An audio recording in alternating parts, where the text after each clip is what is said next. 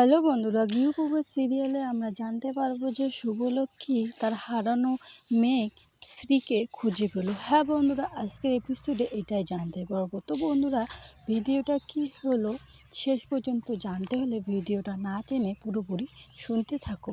যখন আকাশ সেন রয়বাড়িতে এসে ডাকতে থাকে মোহনা মোহনা বলে চিৎকার করতে থাকে এবং সেখানে সেই পাঠির মধ্যে চলে আসে শুভলক্ষ্মী এবং শুভলক্ষ্মী আসার পর বলতে থাকে আকাশ সেনকে, কি মিসেস সেন, শেষমেশ দেশে ফিরলেন তো?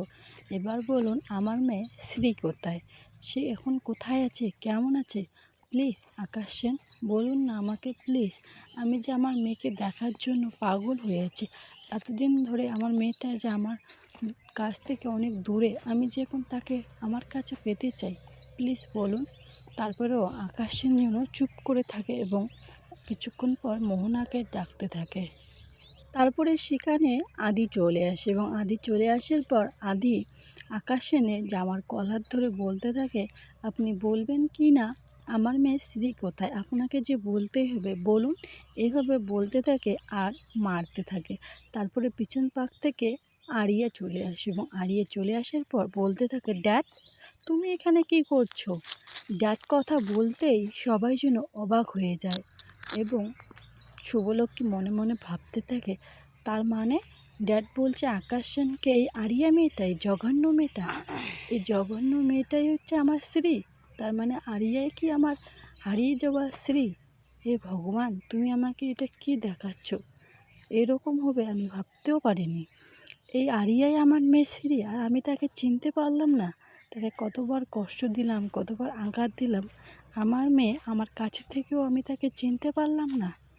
তুমি আমাকে পরে সবাই থেমে যায় এবং আরিয়াও যেন চুপ হয়ে দেখতে থাকে।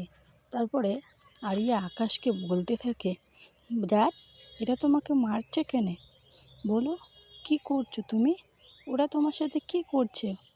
তারপরে সেখানে মোহনা চলে আসে এবং মোহনা চলে আসার পর বলতে থাকে, দাদা তোর মেয়ে আরিয়া, আমি আগেই একদিন ফোন কলে তোর গলার আওয়াজ শুনেছিলাম, তুই আরিয়ার সাথে কথা বলছিলি, কিন্তু আমি শিওর না, কিন্তু আজকে শিওর। তার মানে শ্রী, যে মেয়ে কয়েক বছর আগে হারিয়ে গেছে আমাদের কাছ থেকে, তুমি তাকে নিয়ে গিয়েছো সেটা আমরা সবাই জানি, কিন্তু আজকে তুমি সেই মেয়েকে আমাদের বাড়িতেই রেখে গেছো। শ্রী যে এতদিন ধরে আমাদের কাছে আছে সেটা আমরা কেউ বুঝতে পারলাম না, ওকে দেখে কেউ চিনতেও পারলাম না, আমরা এতটাই।